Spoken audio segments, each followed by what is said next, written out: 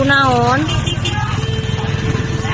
Anggota polisi duel adu jotos dengan pelaku pembobol ATM modus ganjal kartu ATM, 2 pelaku diringkus. Modus upaya pembobolan ATM di SPBU samping Hotel Vape, Jalan Remartadinata, Kota Tasikmalaya, Sabtu tanggal 27 Agustus tahun 2022, yaitu dengan cara memasukkan benda ke lubang kartu. Benda tersebut nantinya akan menahan kartu ATM yang dimasukkan calon korban.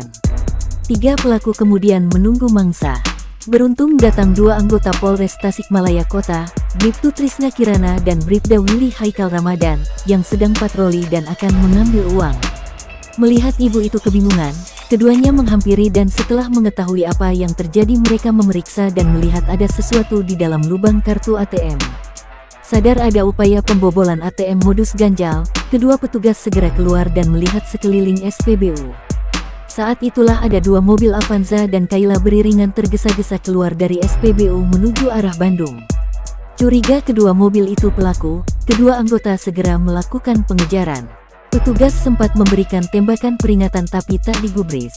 Aksi kejar-kejaran pun tak terhindarkan, bahkan anggota Satreskrim Polres Tasikmalaya Kota duel dengan komplotan pembobol ATM tersebut.